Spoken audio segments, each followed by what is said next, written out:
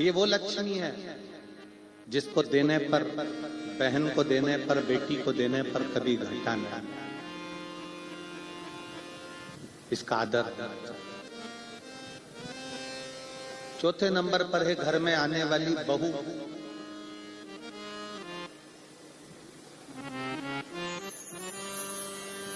अपना पूरा परिवार छोड़कर, पूरा घर छोड़कर जो तुम्हारे लिए आई है, उसका आदर करना चाहिए। और पांचवें नंबर पर है आपकी पत्नी। जरा सा कुछ हुआ चिल्लाकर बोल दिए, जरा सा कुछ हुआ चिल्लाकर दौड़ पड़े। इतना तो अंदाजा लगाओ कि जो तुम्हारे साथ विवाह कर कर आई है वो भी किसी की बहन बेटी है, और अपने घर की अगर बहन बेटी को कोई चिल्लाए, जिस तरह से तुम व्यवहार करते हो उस तरह से उसके साथ हो, तो तुम्हें कैसा लगेगा? आदर करिए, सम्मान करिए, सत्कार करिए।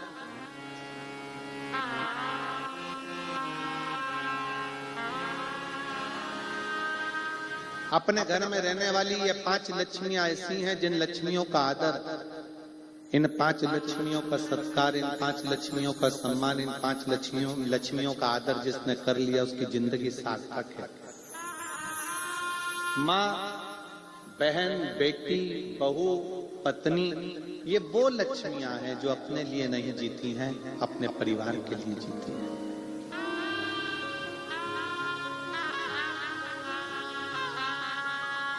एक साधना, एक व्रत, तपस्या, उपास भी अगर करती है तो अपने परिवार के लिए करती है।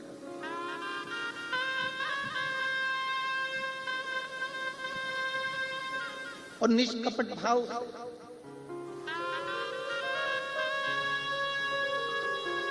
एक पत्नी का भी व्रत है और एक पति का भी व्रत है। सबसे ज्यादा चिंता पत्नी को खुद के व्रत की नहीं रहती, अपने पति के व्रत की रहती। उनका एकादशी है, बहू से 25 बार जाकर कहेंगी देखो उनके दांतों में तकलीफ है, थोड़ा नरम सा बनाना, वो खा ले, ऐसा बनाना उनका व्रत।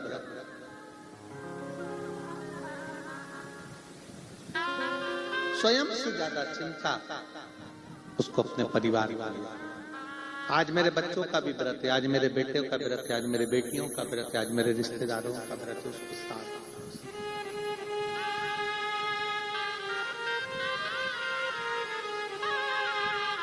उसके हृदय की नम्रता,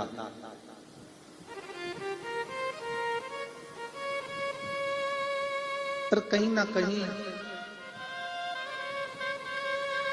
उसको दूसरे अगर प्रताड़ना देते भी हैं, दूसरे अगर अपशब्द कहते भी हैं, दूसरे अगर आड़ा टेढ़ा बोलते भी हैं, तो घर की माँ, बहन, बेटी, बहू और पत्नी को दूसरा अगर कुछ कहेगा तो बुरा नहीं लगता, पर अपने अगर कोसते, अपने अगर कुछ बोलते तो दुख लगता।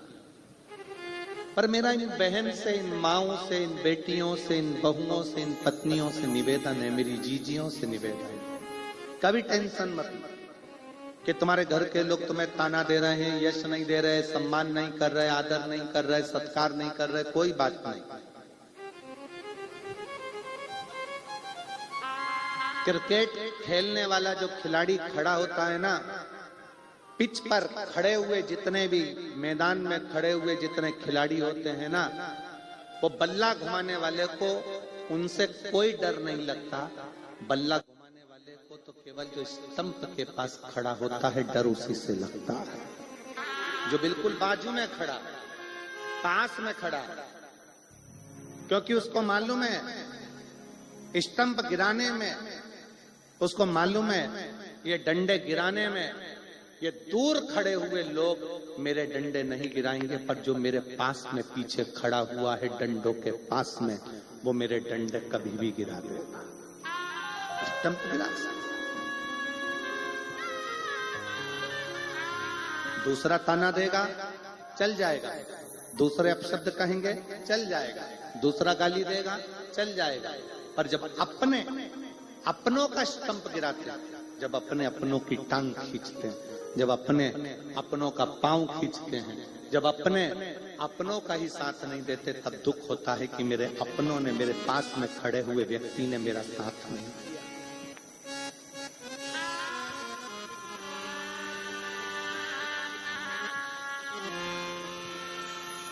मुझे मेरे अपनों ने नहीं पूछा, मुझे मेरे अपनों ने साथ नहीं दिया।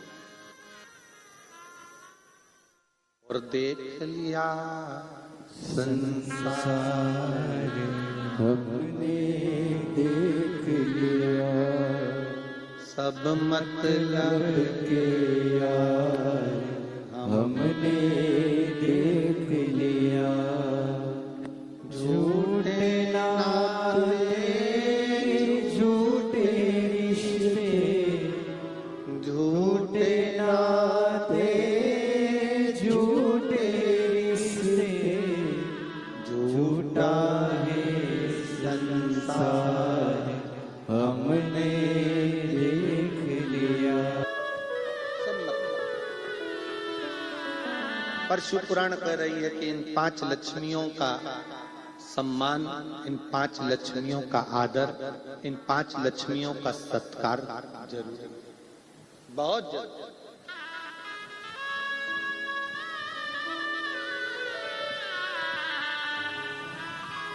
आप कितना आदर दे रहे हो, आप कितना सम्मान कर रहे हो, आप कितना सत्कार कर रहे हो, ये आपके ऊपर निर्भर है। कितना सुंदर एक संवाद आता है। शिव महापुराण की कथा कहती है, भगवान शंकर का चरित्र कहता है।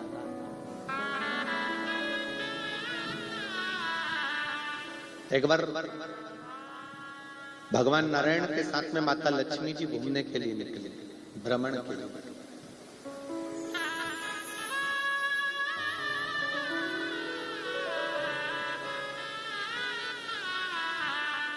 और भ्रमण करते करते माता लक्ष्मी जी के मन में ये भाव प्रकट हो गया, माता लक्ष्मी जी के मन में ये भाव आ गया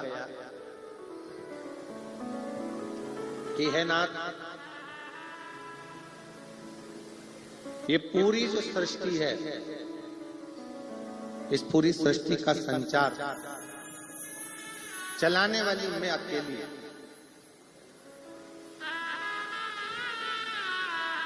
इस पूरे संसार को, इस पूरी सृष्टि को चलाने वाली मैं अकेली, मैं स्वयं लक्ष्मी।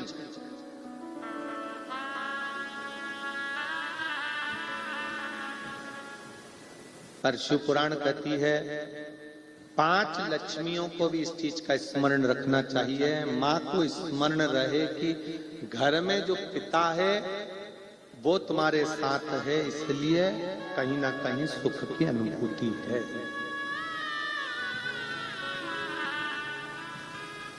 एक पुरुष तत्व, एक पुरुष आपके साथ खड़ा हुआ, आपका पति, आपका भाई, आपका बेटा, तो ये मानकर चले कि कहीं ना कहीं श्रेष्ठ तत्व है आपके जीवन का सुख।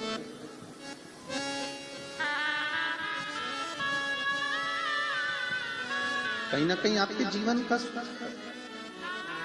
शिव महापुराण की कथा कर रही है, भगवान शंकर का चरित्र कह रहा है, शिव तत्व कह रहा है, भगवान शंकर का पवित्र चरित्र वर्णन कर रहा है, शिव तत्व कह रहा है। लक्ष्मी जी नारायण जी के साथ में, भगवान विष्णु के साथ में भ्रमण करती करती निकली, और भ्रमण करते करते माता लक्ष्मी ने ये कह दिया, माता लक्ष्मी ये कह दी कि ये संपूर्ण संसार मेरे बल पर चल जाता, संपूर्ण संसार।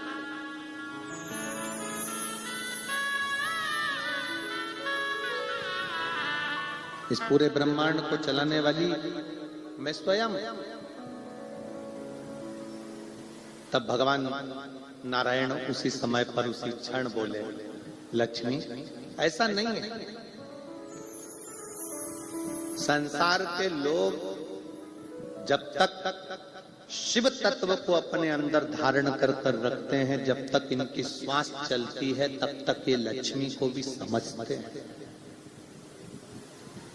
बेबहू को भी जानते हैं, सत्ता को भी जानते हैं, सब कुछ जानता है।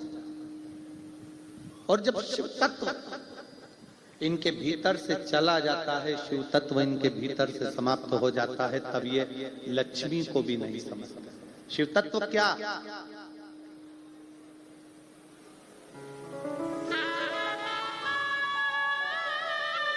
शिव तत्व किसको कहते हैं? शिव महापुराण की कथा कहती है, आपकी जो श्वासें चल रही है,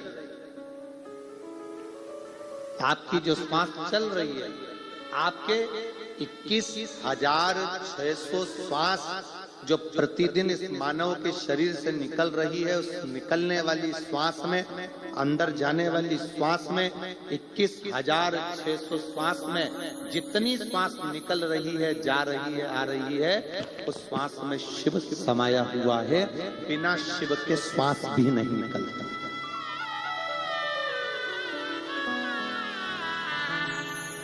बिना शिव के श्वास भी नहीं निकलता।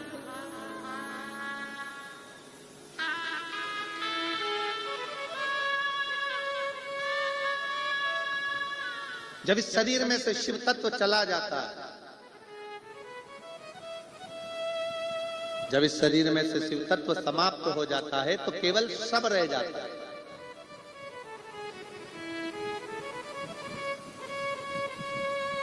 और रहा हुआ शव किसी काम का नहीं रहता, इसलिए उसको शमशान भेज दिया जाता है।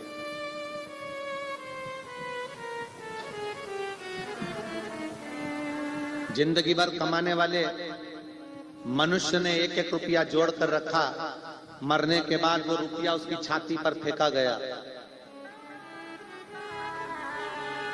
क्यों फेंका जाता है? इसलिए फेंका जाता है। क्यों उसकी छाती पर रुपया फेंका जाता है?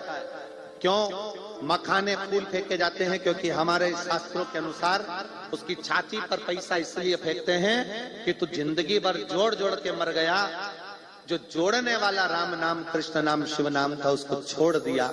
और ओम नमः शिवाय, श्री शिवाय नमस्तुभ्यम। स्वागत है आपका शिव शक्ति आस्था चैनल पर। तो दोस्तों, आज हम बात करने जा रहे हैं 28 जनवरी मंगलवार के उपाय के बारे में। तो दोस्तों, मंगलवार के दिन कौन सा उपाय करना है और कैसे करना है, पूज्य गुरु पंडित प्रदीप मिश्रा जी ने बहुत ही सरल विधि द्वारा इस उपाय को बताया है। तो दोस्तों, आप लोग इस उपाय को करके अपना जीवन कृतज्ञ बना सकते हैं और अपने जीवन को मंगलमय बना सकते हैं। तो दोस्तों, आइए सुनते हैं इस कथा को एक बार फिर से, और पूरी कथा को सुनेंगे। पंडित प्रदीप मिश्रा द्वारा बताए गए उपाय को सुनेंगे, समझेंगे, जानेंगे और जान के इस उपाय को करेंगे।